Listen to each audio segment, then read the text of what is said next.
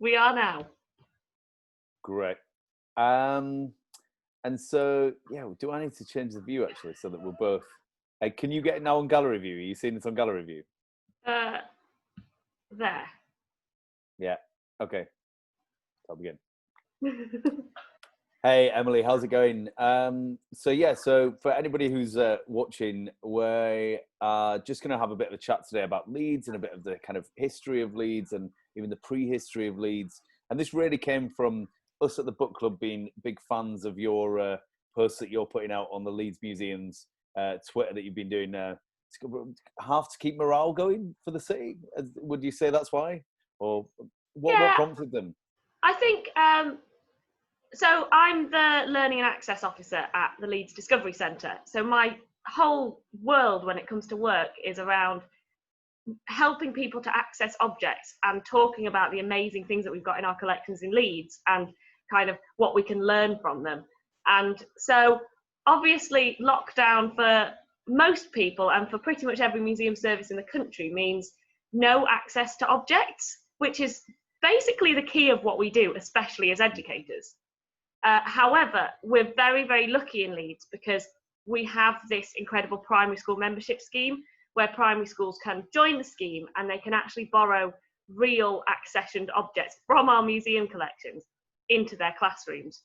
And so we have these loans boxes that are already kind of packaged, risk assessed, very carefully chosen, linked to primary school, secondary school topics, and accessible even in lockdown. So,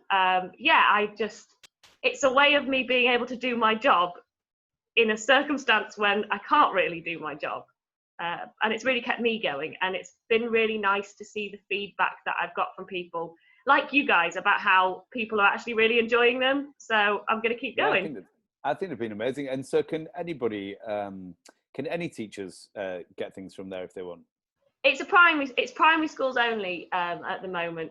But yeah, any primary school can sign up. It's a whole school thing, really. So you can't kind of just trot along and borrow a box of objects because we do have a real duty of care to protect these objects in our collections for everybody in Leeds for essentially forever. But any primary school as a school can sign up, join, and then access the benefits of being a member. So it's been really good over lockdown because we've got really good relationships with some of our schools in Leeds, and it's been really nice to be able to still be talking to them and, creating resources to support them. Yeah, amazing. Yeah, well, I've really enjoyed them, and I know other people at the book club have. So I wondered if you could begin by kind of like, when we think about Leeds, there's obviously a time before humans were here, and just what was going on? The question of what was happening before people were around in Yorkshire is one. I mean, to be fair, there's a lot of archaeologists that have been asking that question for a long time and not really finding many answers. But we do have something really cool in our collection. So I'm going to screen share and show you this. So this is one bone from a hippo. It's called the Armley hippo, and the Armley hippo was found in Armley. So it's a hippo that is, you have to love prehistoric dating because this hippo's been dated as somewhere between 130,000 and 117,000 years ago. That's roughly the dates of the last interglacial period. So basically, this hippo lived in swampy, marshy, kind of lovely tropical Leeds about 130,000 years ago. And the skeleton of this hippo, two other hippos, an elephant or kind of mammoth type animal, and an auroch, which is basically kind of a prehistoric cow or ox. All of these skeletons were excavated out of Armley when they were doing work near the gyratory.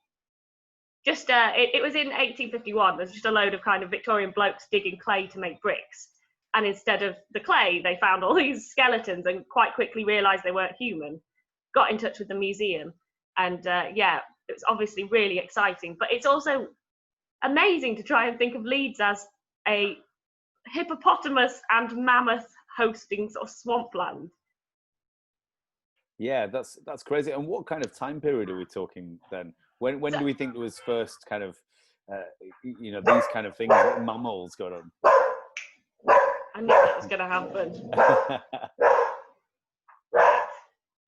We should get her involved.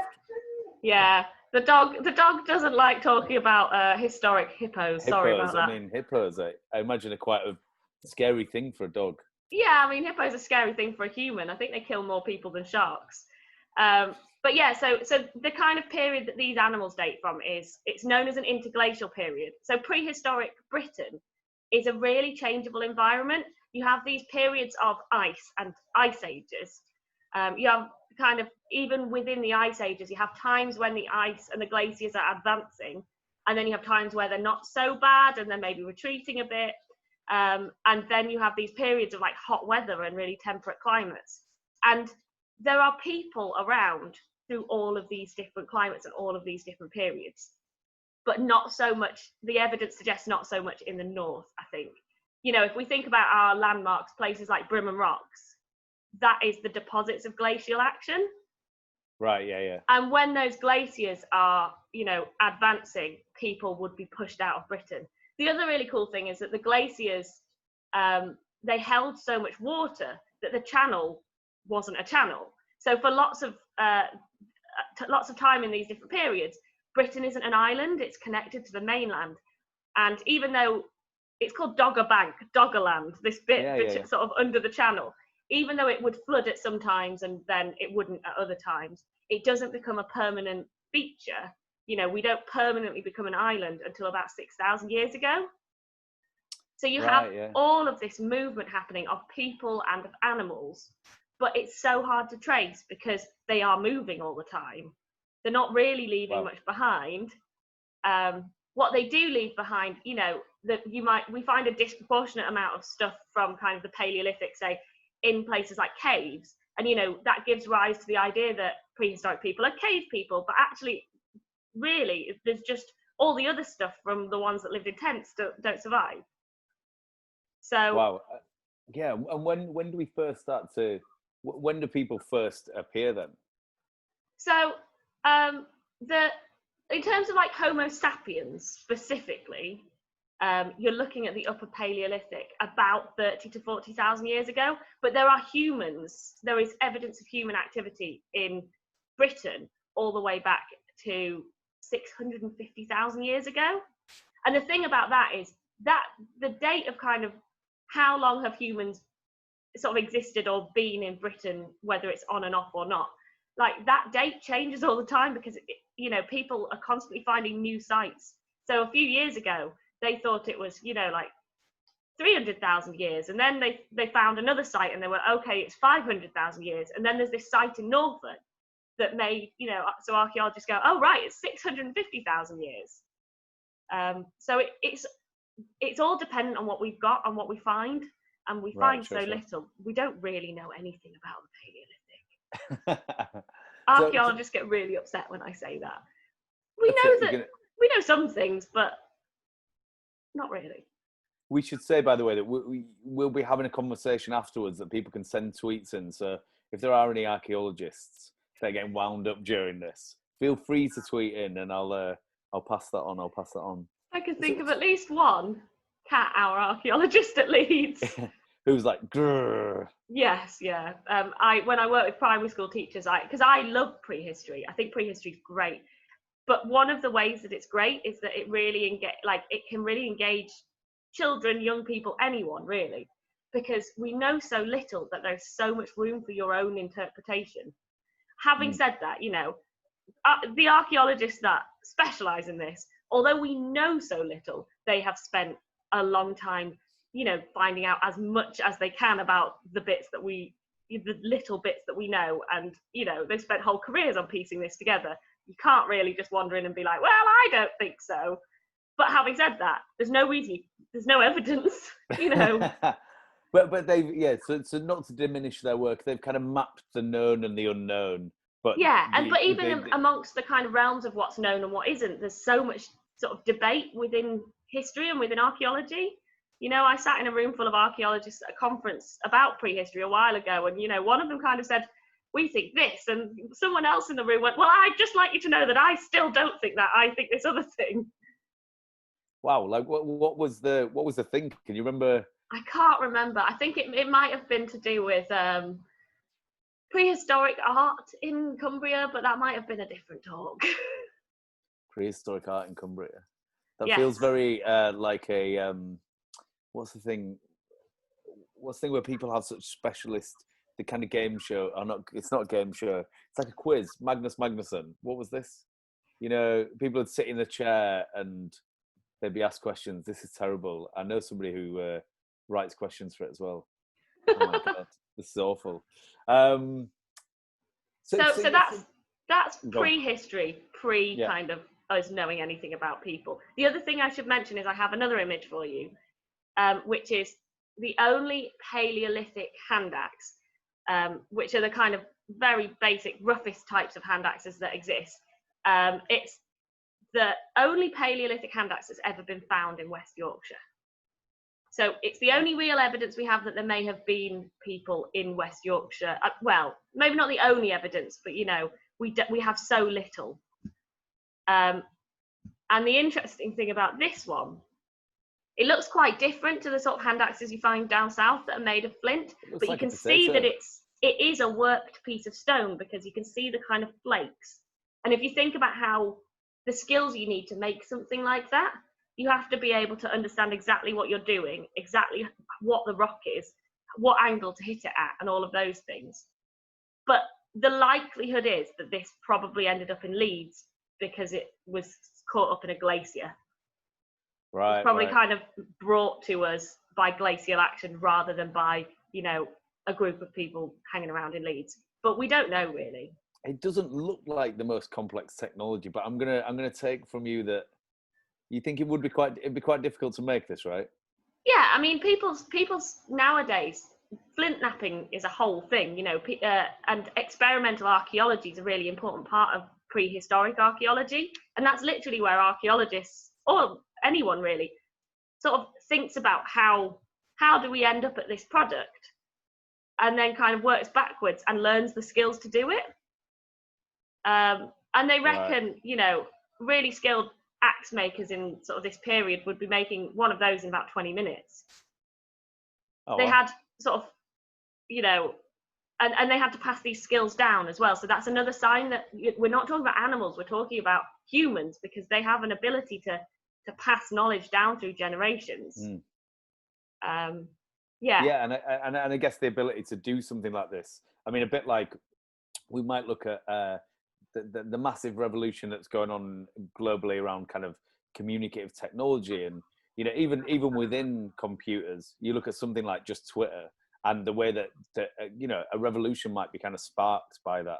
So I guess these kind of early moments when humans start to develop pieces of technology, and then maybe what leads to shifts where we're able to kind of dominate the natural world, really. Yeah. And then you also see, you know, as you get into the Mesolithic, so the Middle Stone Age, you see settlements in the north being used more. So Starcar is a really important one. Starcar's just outside of Scarborough, so it's a bit further north, sort of east than Leeds.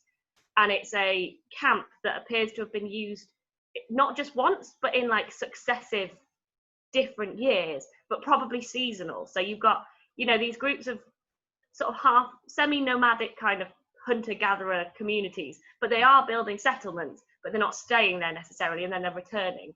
And Starcar's amazing because over the different excavations, it was basically a Mesolithic settlement that was around a lake, which is why it survived, because the ground is waterlogged. It sort of ended up in waterlogged ground, so even wood survives when there's no oxygen in those kind of circumstances. And, you know, there are things like jetties out into the lake that have been found at Starcar. Loads of evidence of deer that were being hunted, you know, how they were being skinned, what sort of, you know, lots of tools that have been found. And then the Starcar deer antler headdresses are one of the British Museum's kind of history in 100 objects. People think they might have been like ritual. They're kind of, it's the top half of I think it's a roe deer or a red deer skull with the antlers attached, but the antlers have been kind of worked, so they're not exactly how they were originally. And it's got 2 holes here. Wow. And why were people there, and where did they go back to? it's anyone's, well, it's not anyone's guess, but it's a question that we'll never be able to answer, really. Right. You know, they were there, I think it was probably occupied in one of the times where, you know, when the climate was having a bit of more of an intermediate period. So it wasn't in the middle of an ice, like the Ice Age when the glaciers were down, because they pushed everyone out down south or into Europe anyway. And, you know, it looks like that was their sort of settlement that they went out and hunted around and from. And it was probably to do with the migration of what they were hunting as well. You know, like they're following herds of deer or things like that. And as they move into summer pastures and then go back to wherever they sort of stay in winter, the communities, the people are following them. So they needed to learn how to build high walls, really, right? They wouldn't have had to kind of do all this movement if they'd have kind of moved from these. That's basically the Neolithic. That's what the Neolithic is. I mean, it's like, and of course, no Stone Age person was like, guys, it's the Neolithic now. We know how to farm. Don't worry about it. But yeah, that's probably the most significant change that's happened in history, is the sort of people learning how to farm, like grow and cultivate food and farm animals. And that's what happens in the Neolithic. It could be that people start kind of learning from it, but the reality is lots of people kind of have previously suggested that actually people are coming from Europe and bringing farming techniques with them. Right, yeah. But again, no one actually knows. It could be the people in Britain kind of decide, you know, bit by bit, you've got this constant development of skills and of knowledge. You see it in the tools, because Neolithic hand-axes, well, Neolithic axes have shafts instead of just being in your hand, and they're really polished. It took about a day to make a Neolithic axe. They're so much harder, they're really smooth, they're so much sharper. And you just see this massive advancing kind of, even though there's still no metal, the types of tools people are making. And along with this kind of the ways that they're settling, the ways that they start to farm. We have a Neolithic antler pickaxe that was found in Leeds in the collections, and that's, you know, the very start of trying to work the land. Oh wow! And when is this in terms of dates? When? So the Neolithic, you're looking at about 4000 BC. That's the cusp between the Neolithic and the Mesolithic, and then the Mesolithic goes back to about 10,000 BC, and then you're into the Paleolithic, and the Paleolithic goes back to about 1 million years BC. You know. Wow, yeah. And so that begins in Yorkshire or around Leeds around 4000 BC.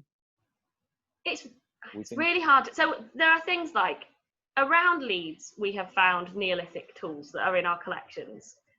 We found Mesolithic kind of flint blades. They have this technology called microliths, which are just like tiny, you know, razor blades type things made of flint. So we have evidence of activity in the Mesolithic and in the Neolithic, but in terms of that being people staying put and people really settling, we've no idea really. There's such scant evidence, particularly around Leeds, of that. So you find things and you just have to add up the dots and come up with whatever answer you end up with.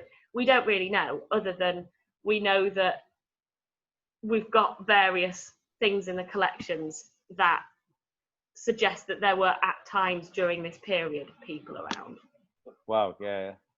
And so if we move from that period where it seems like people were likely around, and there seems to be clues that was what was going on, when do we start to get an idea that people were definitely around and there were kind of settlements developing? More, you're looking kind of Bronze Iron Age. So the Bronze Age, we say in Britain, starts about 2500 BC, and then the Iron Age somewhere around 700 BC. And it's more around that period. So we've got things like, we have this lovely spearhead that is made from bronze. Oh no, that's not what I need to do, sorry. So if I show you... Dog's being very well behaved. Yeah, well, just wait, someone will knock on the door in a minute. So this is a bronze spearhead from the collection. We've got a couple that have come from kind of Morley and Cherwell. And so this is evidence that, you know, people are in Leeds. But the main evidence actually is to do with landscape, because like I say, the objects like this with no real context could have been left there. You know, there's so many different ways that that object could have ended up in Leeds. It doesn't necessarily mean someone's living in Leeds as a community. You know, it means that someone had a spear in Leeds once. But things like around that, the sort of 1500 BC to about 150 BC, we find ditches, like mounds and ditches that are basically worked earth that are signs of defensive settlements, possibly. So you've got kind of these ditches and these mounds that are built. They're linked to this idea of Iron Age hill forts. You know, the idea of defensive communities are in or kind of around mounds of land. And you've got in Leeds ditches and kind of enclosures like this in places like Gipton, Chapel Allerton, Woodhouse Moor, Temple Newsome, Seacroft and Quarry Hill. So that's kind of more of a clear example of people working the earth so that they can create some sort of settlement type thing. But again, we have to sort of make the connections and make the picture based on a few earthworks and some objects. And so when while this is going on, and obviously in a similar period over in Athens, you've got the kind of beginnings of, you know, Western kind of like politics and incredible kind of architecture. And are people in Yorkshire just kind of hanging out in the mud? Just, I mean, were we just so much less developed? It's a very political question that I'm sure that some archaeologists will be shouting at the screen about right now. But yeah, it's quite interesting because you get this idea of Celtic, right? The people that lived in Britain before the Romans, they're the Celtic people. They spoke Celtic languages like Gaelic. But that term Celtic, for example, was never used by those people or by anyone else about those people at the time. And it doesn't really mean anything because it's very much, that's a Victorian term. It's kind of an antiquarian term that comes from, you know, the 1800s really. But it's because the Greeks, the word Celt is a word that the ancient Greeks used to describe a group of people that lived in Europe. And it's this, the idea that these people kind of spread across Europe, up into Scandinavia with these kind of, and they were making incredible, you know, there's some really beautiful pieces of, in the archaeological record from them. They're called the Hallstatt people sometimes, because that's like the main site in Europe. It's a lake site. And, you know, the sort of things that have been found in terms of that, those sites are, you know, beautifully worked kind of Celtic pieces of metal or art, you know, art style things. So it's hard to know. Doesn't seem really fair to say that we were in like the Dark Ages. In fact, don't ever call the medieval period the Dark Ages either. There is no such thing as the Dark Ages. But certainly like different peoples kind of develop differently. And what's happening in Egypt and Greece, which then it goes on to kind of influence Rome. I mean, it's phenomenal. And it's not happening over here because there's trading and things happening. We're idiots in the mud. Well, I think it was such a kind of geological phenomenon, you know, because what happens in Egypt is so much to do with the people, but also like the climate, the fact that the Nile floods for 3-4 months every year, and the people kind of had to come up with really innovative things, and you know, the way that religion came out of their geographical environment, and the kind of the access they had to minerals and gold and lapis lazuli. And so, and then you've got Egypt trading really closely with Greece, so they're developing, you know, very like separately, but this kind of amazing stuff is happening in that specific area and then sort of spreading out. And other people are doing, you know, there's a certain amount as well of that's what survived. Who knows what hasn't survived? But, you know, there's lots of evidence of these kind of Celts, as the Greeks called them, across Europe, bringing with them a kind of, you know, broadly similar culture. And that they may have been the people that ended up in Britain. And you also find some really lovely pieces of bronze from the Bronze Age. And, you know, some of the iron that is worked from the Iron Age is quite delicate. It's just that, unfortunately, with the iron, a lot of it doesn't survive because it just rusts. Right, yeah.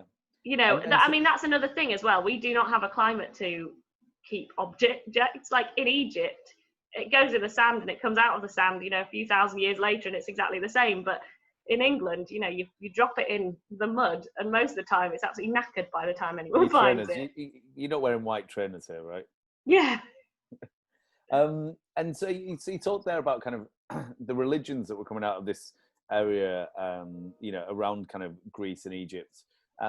What kind of belief systems were happening in kind of northern Britain around these times? Well, so before the Romans, because it's quite interesting, we don't really know a lot about the Britons that were living in kind of Britain before the Romans. The first real like ideas we get are what is written about them by the Romans. So Julius Caesar comes to England and then writes how savage everyone is. But we do know that across the north, so Yorkshire, some of Lancashire, some of Northumbria, you have this tribe or group of people called the Brigantes. And one of the reasons we know that is because we have this, so the Romans were really good at like conquering people, but then picking bits of their culture and putting them in their own, or even to a kind of regional level. So I will show you here. Where is it?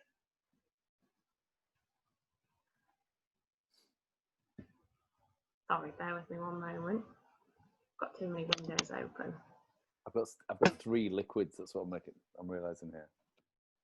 So this is a Roman altar from Leeds, and you can't really read the inscription when it's like that, but what it says is it's dedicated to Brigantia. So this is a Roman altar dedicated to a pre-Roman northern goddess. Brigantia, worshipped by the Brigantes, the sort of Celtic Brittonic tribe that lived in Britain in the north, in kind of the Leeds area before the Romans. And there also is some suggestion as well that whatever kind of culture and beliefs and, you know, adjoining features this tribe, this group of people had, they obviously had quite a distinct culture, because it seems like after the Romans left, they were one of the last kind of kingdoms to be taken over by the Anglo-Saxons. You know, so you had the Brigantes and their kind of county or kingdom or whatever, you know, the kingdom of Elmet, and it's got Anglo-Saxon kingdoms on either side. You've got Deira and Mercia, but that's still kind of in the hands of the Britons until relatively late in the whole Anglo-Saxon invasion thing, sort of timeline. And what is can you tell us more about the Brigantes and the Kingdom of Elmet? I mean, there's not really much more to tell about the Brigantes. I'm sure there's a Brigantes expert out there somewhere. What's the Kingdom of Elmet? But the Kingdom of Elmet is our kind of, so Elmet existed before Leeds. So when you're carving the north into the different kingdoms, the Kingdom of Elmet, we're not quite sure of the boundaries of it, but you'll notice some of the name kind of carries on in like Sherburn in Elmet and places, and it was a separate kind of county, I suppose, around the Leeds area, and it was split into different sections. So you've got things like Ainstey, Skyrack was the name for part of this kingdom, and you've got things like where are all the names? There's a few others that you might reckon. Osgold B, I think, or Osgold something. Here you go. So, but at this point you have to remember it's a kingdom. The Kingdom of Elmet and like Leeds, or Lloydis as it was, is kind of, it's a foresty area, but Leeds isn't actually a settlement within this. Where does Lloydis come from? I mean, it's suggested. It seems like it's a pre Anglo-Saxon or Roman name. It seems like it might have come from the British, the Celtic name. And then, of course, the Romans called it Leodis. And we know that because the first actual mention of Leeds is written in Latin by Bede in like 730 AD. So that's the first real mention of Leeds as a place. And even then, it's not really a place. It's like a kind of area rather than a town. But yeah, you've got things like Morley, Osgold Cross and Skyrack. These are kind of wapentakes in the Kingdom of Elmet. To be fair, some of that is Viking. That's kind of post-Anglo-Saxon Viking kind of subdivisions. But, you know, the Kingdom of Elmet predates all of that. And we don't know an awful lot about it other than a kind of rough idea of where its boundaries are. Yeah, it's really interesting to hear all the kind of etymological kind of roots that we'd still recognise now, like the brig, which I'm guessing has some relationship with maybe Brigger. Maybe. I mean, I always think the fact that there's a pub in Headingley called Skyrack, and that's actually one of, you know, that's the sort of Viking name for one of the parts of the Kingdom of Elmet, or one of the other sort of regions within this area is called the Ainsty, and that's on the York side. And there's a pub in York called the Ainsty, and I wonder whether they are even aware that that's where that word comes from. Wow, yeah, that's amazing.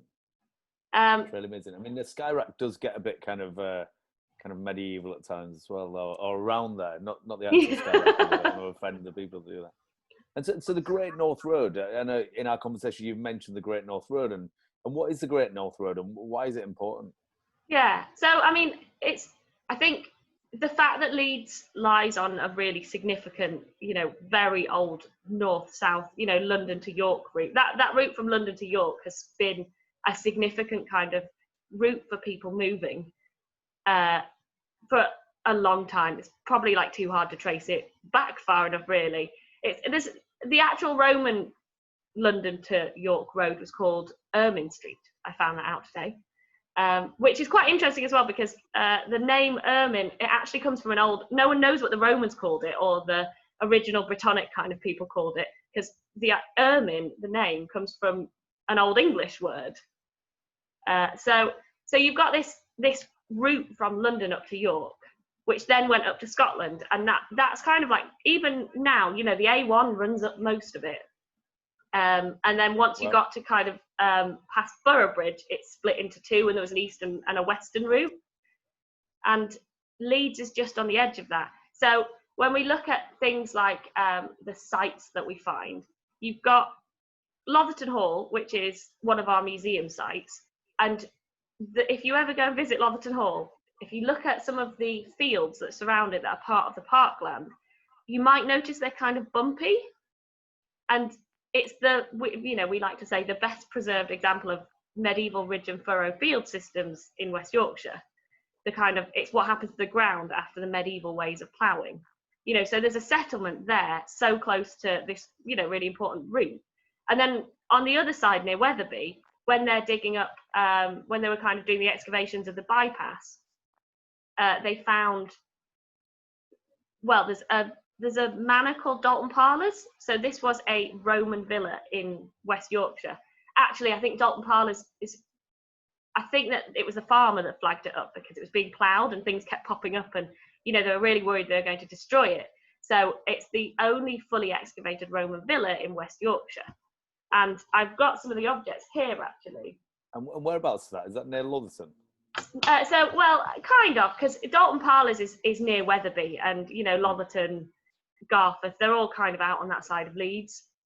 And so you've got this, I just think this is incredible. And maybe I just get really excited, but this is a piece of glass, a piece of Roman glass from the windows of the Roman villa at Dalton Parlours. Wow, yeah. Which, you know, of course they had to glaze their windows, but they glazed their windows. They had a house with fully glazed windows that they could see through, made of glass that was made in panes. How were they making the glass?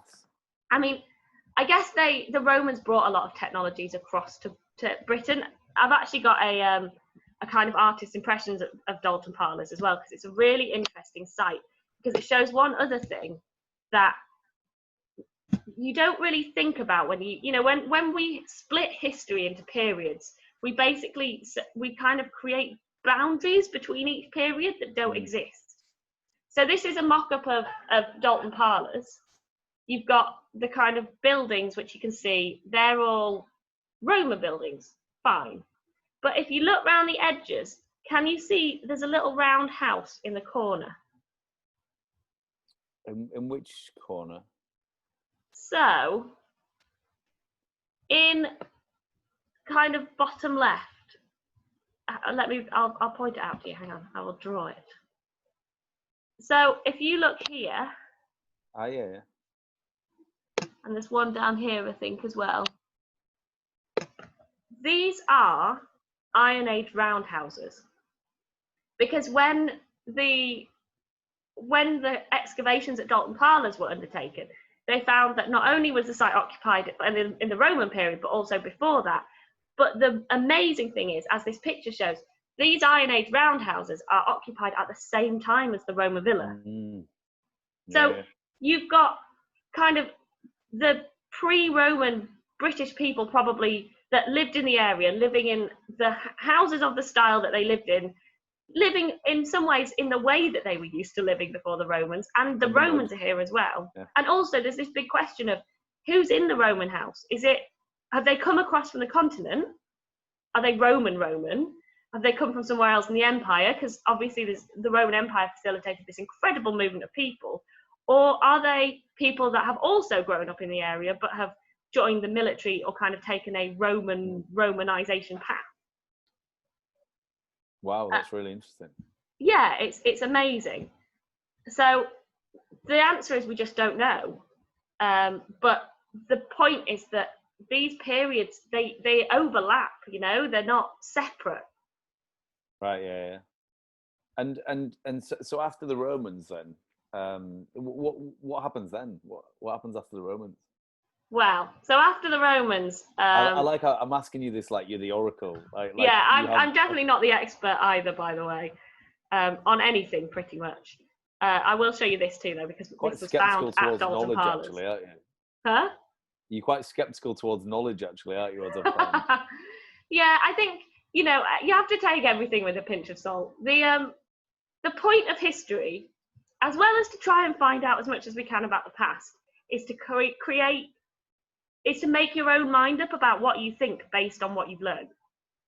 Right, and that means that nothing that anyone says is really solid.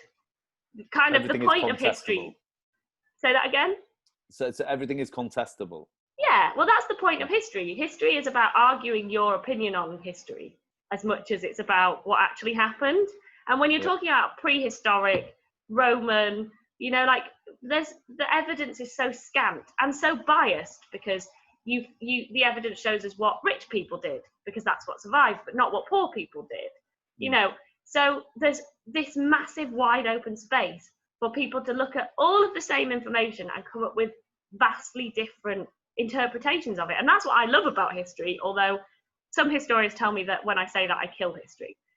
I don't think so. I think that's the space for people to have some ownership over it, because you need to, do your research and try and find out as much as you can from what's been said before and what exists. But at the end of the day, once you've done that, you control your interpretation of it. Yeah, it seems almost like I don't know if you know Foucault's stuff about kind of being part of a discourse, but there seems sort of like something going on there of recognizing that whenever we look at information, we're looking at it through a prism that already exists. And we have a tendency, I think, we have a tendency to take that question mark away because we don't like to sound like we don't know what we're talking about. Yeah. Even though the majority of the time, the reality is that we don't know what we're talking about. I spent a long time studying the Bayeux tapestry, my favorite thing in the world, the big tapestry that tells you what happened in 1066. And I spoke to some of the most prominent Bayeux academics that are around, the most well-respected experts on the tapestry. And I said something about it being hung in a church setting. And someone said to me, "Oh, you do know that it wasn't hung in a church, don't you?" And it's that thing of no, because no one knows. The whole point is that we get to argue about this for hours. for years, for decades. And there's always something new to say because no one really knows. You know, you can argue that it's the first example of kebabs if you want, which someone has actually done. Does your skepticism extend to knowledge of the present? Like, do you feel like skeptical about your own ability to apprehend truth about what is happening in present times? It's a really interesting question at the moment, isn't it? Because I feel like the present has kind of taught us that truth isn't a simple thing. You know, with Trump and his, you know, my truth versus your truth. And yeah, it's not a stable thing. When I was younger, I was ill and I was reading The Lord of the Rings. My grandma still swears that I was reading War and Peace. And it doesn't matter how many times I tell her I've never read War and Peace, and I probably never will. It doesn't matter how many times I say that because she's convinced. And when you think about who's writing this, you know, even when people write their autobiographies, they're writing it, you know, 20, 30 years later. But even if I think about a conversation I had yesterday, I would probably have a different account of it than, you know, the other person that I was speaking to. So it is, all of this stuff is relative. And I guess the book example is a really useful one because, in one sense, if you and I have a different recollection of what happened, say yesterday, but some of those things are kind of not quite facts. They're just like, oh, it's my interpretation of what happened. That might be one thing. But in the book example, there is a truth, right? There is that. I like how you're like, yeah, it was Lord of the Rings. I mean, I only know that because I've definitely read that. I mean, it could have been something. It could have been a book that was neither of those two. I never really considered that possibility because I just assume I'm right. But right, there's a third option, isn't there? Yeah, for sure that the truth is something outside of either people. So the Saxons and the Vikings. What's the Saxons and Vikings. How did they impact the area? Massively, right? Yeah, well, we love the Saxons and Vikings, don't we? We're all descendants of the Danelaw. Because so what I was saying about Leeds though is really interesting because the Kingdom of Elmet it would appear is kind of relatively, it goes back to being its kind of previous Brittonic self in some form. We have no idea. You know, there must have been an impact when the Roman Empire collapsed and the Romans left. Something must have been changed forever in the ways that those peoples lived their lives. But at the same time, it seems like for a while they kind of carried on. I mean, what's happening in this period is really interesting anyway, because when the Romans leave, the Jutes and the Picts come up from Hadrian's Wall and start attacking, and then the Romans kind of come back again and help us out, and then the Romans eventually say you'll have to sort it out yourself, and then the British sort of do start to sort it out themselves, but then, you know, the attackers come back from north of the wall, or the savages in Scotland, and eventually there's a suggestion that the Anglo-Saxons were first invited over as mercenaries to help protect the British shorelines and the, you know. When are we talking here? You're talking kind of the end of the 400s. So the Roman Empire, you know, Dalton Parlors, that Roman house, is its biggest period of occupation. It's kind of seems to be the end of the 300s, the start of the 400s. So it seems like it's you know, there's a lot happening in Roman Britain, right on the cusp of the collapse of the empire. There's all this stuff happening, and then it does seem like it just sort of stops. And it's, you know, a few decades after that. But the Anglo-Saxons properly start invading in the 500s, kind of through that century. And the Kingdom of Elmet isn't really taken over by the Anglo-Saxons, it would appear, until 616 or 617. The kingdoms of, I think it's Dare and, Mercia and Northumbria that are on either side, basically, it would appear they fall out. And you've got Penda of Mercia, who eventually is killed, and he's killed in 655 AD in a battle called the Battle of Winward. Now, that could be Winmore in Leeds. Wow. It could not, but it's a Penda's Way in Leeds. Yeah, there is a Penda's Way. Yeah. In Winmore. So, you know, it's possible that. But anyway, basically, there's various Anglo-Saxon fighting. In about 616 or 617, they finally take over kind of the Kingdom of Elmet, and then they all kind of fall out with each other at various times. But it's not, and then there's kind of 100 or 200 years where Christianity is established, churches are built, Anglo-Saxon culture really kind of develops, and we have in Leeds one of the most amazing Anglo-Saxon finds, because we have the West Yorkshire hoard. So when you talk about the Dark Ages, this is produced in the so-called Dark Ages, and actually terms like that come from historians, and you have to think about what the historians are influenced by. And when the historians of the past are calling this period the Dark Ages, what they mean is the not reading Latin, not necessarily being Christian period. Right, yeah. Now, you have to remember that Old English as a language is being written.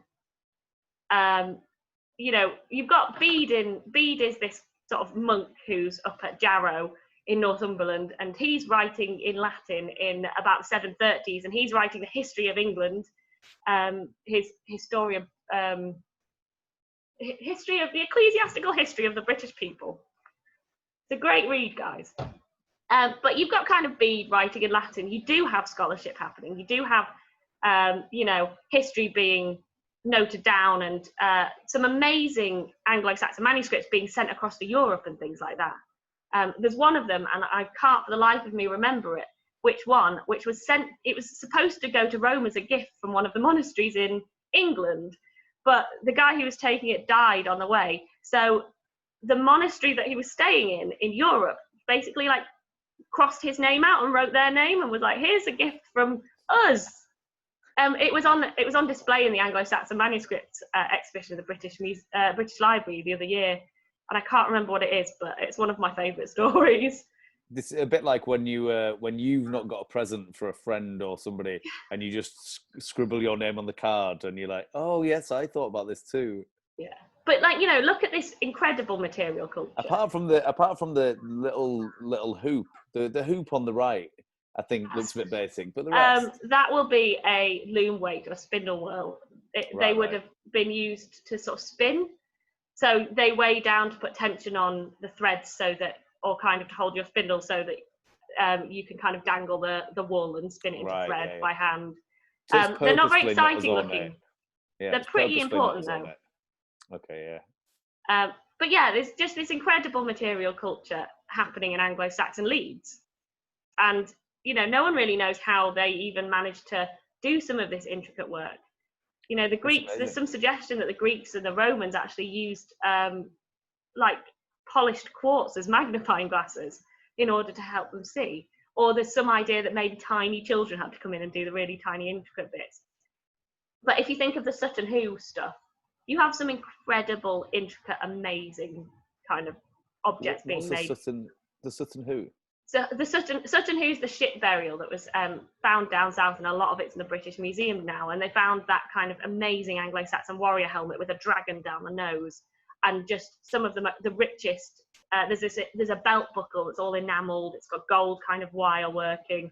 Some absolutely incredible objects that were made by the Anglo-Saxons, and more than that, they were buried.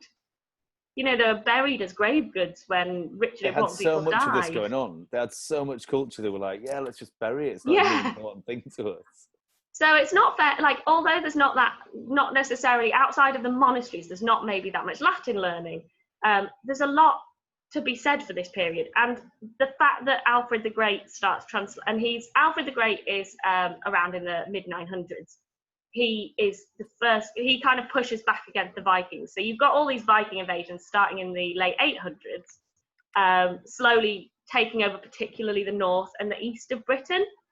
And Alfred the Great pushes back, but Alfred the Great also sort of unifies the rest of the Anglo-Saxon kingdoms into one, and he writes this preface to a translation of Pope Gregory the Great's Pastoral Care, which is all about how to do religion right.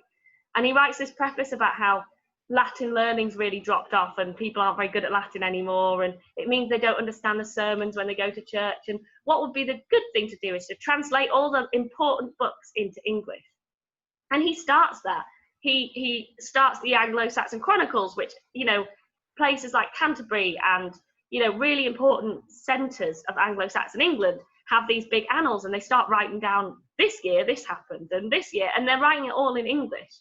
And that's one of the reasons we still speak English today, because instead of Latin being held up as everything, the Anglo-Saxons are almost, you know, the only kind of medieval peoples that really, you know, invest in their language and as a result keep it. And when we talk about English at this time, it's not an English that everybody will have been speaking, right? No, it's not. Definitely not. I've got I'll give you a little excerpt. Okay. See if I can find my favourite. There's a great poem called The Ruin. The Ruin is an amazing Anglo-Saxon poem because it's written in Old English and it's about the poet looking at these incredible ruins and wondering if they were made by giants. But it's actually probably an Anglo-Saxon looking at Roman stone ruins. Some people think it might be Bath. You know, looking at the marks on the landscape left by the Roman Empire hundreds of years later, without the context of necessarily knowing, you know, what they were, but they just look amazing. But it's like, Ratlick is this whale stan, where they go bracken, Bergsteda burston, Brosnath enter ye work. Sounds like the Jabberwocky. Yeah, which is marvellous is this masonry, though fate has ruined and destroyed the city buildings. Wow, that's great. Where can we read more of this kind of thing? Who is this? Well, this is a great version, a great collection by a guy called Richard Hamer. This is great because you've got the Old English on one side and the translation on the other, and you've got some nice kind of discussions about the poems as well. And yeah, then the Vikings arrive, all hell breaks loose again, and Alfred the Great defeats Guthrum in a battle in kind of it's 878, I think. And at that point, he basically says to Guthrum, you know, if you get baptized and become Christian, you can legally hold your own kingdom, and that is the Danelaw. And that's basically all of East Anglia, Yorkshire, Northumberland. Just this huge, and that is, from then on, you know, that is the kingdom of the Danes. Obviously, there are Anglo-Saxon people living there, but that is the kingdom where, and the capital is York. So Leeds is really close at that point, you know? And we've got this amazing Anglo-Saxon, we call it the Anglo-Saxon cross or the Leeds cross, but actually it's probably got as much to do with Vikings as it does to do with Saxons. So here's a fragment of it, and this came from Leeds Minster. So if you go into City Museum or into Leeds Minster, Leeds Parish Church, there are versions of this cross, because when they were doing their repairs on the church tower in the 1800s, the late 1800s, they found the remnants of at least 3 or 4 different crosses from the Anglo-Saxon Viking period.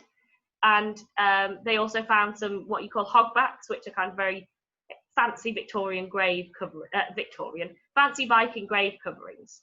So it's clearly there's a Viking connection. But the amazing thing about this piece is, and you can't really see it, but the picture here on this side is a picture of a guy called Wayland in his flying machine. So this is a Christian cross, you know, this. I was not expecting that twist. Exactly, right? So it's a Christian cross. It's also got figures on it that are thought to be, you know, like the like John, you know, the disciples or some of the evangelists, and then you've got this guy kind of trussed up in this flying machine thing with some wings coming out. And the reason for that is, so Wayland is a story that comes from both kind of Germanic folk literature and like Scandinavian literature. So the kind of shared culture of the Anglo-Saxons, where they came from in Germany up to kind of into Scandinavia, has these stories about Wayland, who is a kind of magical master smith, metalsmith, and he makes amazing things out of gold. And he, you know, in the story of Beowulf, if you know anything about the kind of medieval, the Anglo-Saxon, possibly Viking, you know, Scandinavian hero Beowulf, his sword was made by Wayland, you know, it says that. And so Wayland's this amazing smith. But, and here, do you want the PG version or the grown-up version? Yeah, grown-up. Okay, so Wayland in one of the stories, in one of the sagas, is kidnapped by a king who wants him to kind of work for him forever, and basically has his legs like broken, so he can't leave, and is stuck in this smithy, forced to make stuff all the time. And he gets his revenge by tricking the king's sons into kind of coming in, and then he kills the king's sons, then he rapes the king's daughter, and then he flies off in a flying machine that he had sort of made quietly in his workshop when he was pretending to do other things. Like the A-Team, where they're just casually making something in the garage. Yeah, that kind of thing, but with a bit more rape. So, like, it's really, but that's what makes it even more amazing, because that is not a Christian story. No. And here it is on a Christian cross, which kind of gives you this idea that it's the merging of cultures. So it's the merging of kind of either Anglo-Scandinavian or Anglo-Saxon kind of pre-British cultures with Christianity. So that's like a pagan story. There's Christianity, but also it makes me wonder whether it's something to do with flying and ascension. You know, the figure of Wayland obviously gets kind of Christianized. Right, yeah. So, what do you think? Yeah, what do you think's going on there? I mean, I think it shows something that's happening more widely in the Danelaw, which is that cultures are merging and mixing. There's not an Anglo-Saxon culture and a Viking culture. In York, we've got some in the collection, but there's these coins known as the St. Peter's penny that have a cross on them and the hammer of Thor. Right, and then St. Peter, obviously, as well. So that's interesting. And that could be a sign of how everyone's kind of coming together, or there's another suggestion that it's a sign that it's York, because those coins mainly come from Jorvik. It's a sign maybe that Jorvik is saying, whether you're Anglo-Saxon or whether you're Danish, you're welcome here. Right, yeah. But it's certainly really, really interesting what starts happening. That's really interesting, yeah. And so from all that, and maybe this is the kind of where we after this we kind of take a pause before a second chat. But when does it seem to you that we understand a Leeds as beginning, like in the form that we might understand it now? So I think you've got to look at the conquest, really. It's there by the conquest. So the Domesday Book. So Leodis, Leeds as a place is first sort of, or as an area, is mentioned using that word by Bede in about 730. But he talks about how a new king had set up a seat there and how there was a monastery in the middle of a forest. That's all he really talks about. We don't really know aside from that, other than, you know, obviously when we've talked about the ditches and the enclosures, we know there were probably people settling around the area of Leeds from kind of the Bronze Age. And then you've got Roman settlements, you know, you've got lots of stuff going on in Adel, Rothwell, you know, so there are people in and around Leeds by the Roman period, clearly. But the Domesday Book, so 1086, the first Domesday Book, Leeds is mentioned as a settlement in the 100, which is the area of Skyrack, which in itself is, you know, one of those sections of the Kingdom of Elmet. And it's recorded as having a population of 36 households. Now, that doesn't sound very, very much until you realise that puts it in the top 20% biggest settlements recorded in the Domesday Book. Wow. Yeah. So, you know, it's not big, but it's big. It's probably big enough as well to have enough going on that then it would be a natural place to kind of gather others. Yeah, and it's so after the conquest, it's given to a guy called Ilbert de Lacy. He's a Norman. He's got lots of connections with Rouen in Normandy, and so that's when it becomes. And he's the Baron of Pontefract. So you know, like Pontefract's more of a. There's no Baron of Leeds. Baron of Pontefract sounds like a joke nickname for a guy in a group of friends. Yeah. So the de Lacy family, they're kind of, you know, in charge of Pontefract and the surrounding area. Which is where Beeston comes into it, because supposedly in 1066 Beeston as an area, and I think it's spelled Beaston or Bestone or something, and Beeston supposedly in 1066 is worth 40 shillings. It's about £2, but I've no idea what that is in modern money. And by the Domesday Book of 1086, Beeston is given to Ilbert de Lacy and it's recorded as waste. And, you know, the reality is that there's quite a few places in the north by that point that are just wasteland because of the harrying of the north, because the north fought back after the Norman invasion. So post-conquest, the north doesn't go like, oh, William, we love you, we'll be your new subjects. They kind of do the opposite. And so the harrying of the north, basically, just swathes of northern England are just destroyed, burnt. It takes decades for them to start. It's not till about 1100, you know, the end of that century, that really places in the north are starting to kind of thrive again. Right, yeah. But that so that feels like the beginnings of Leeds, maybe about 1,000 years ago from now. Yeah, I mean, I think you can probably go like it goes back further than that, but it's incredibly hard to really pin it down.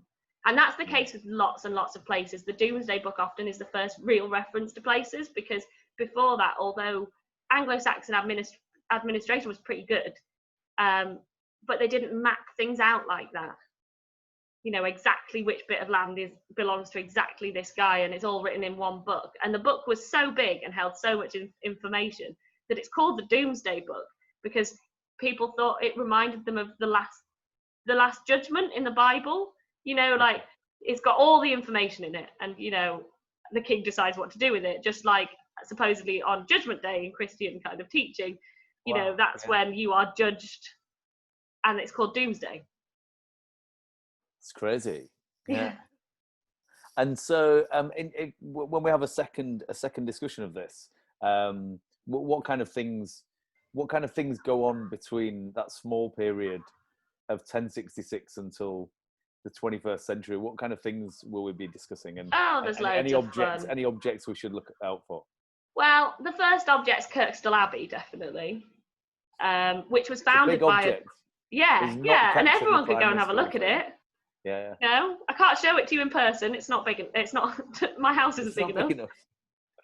But so, you know, you've got kind of the foundation of Kirkstall Abbey, which is done by a de Lacy, because Leeds and the area is still in the hands of the de Lacy family at this point.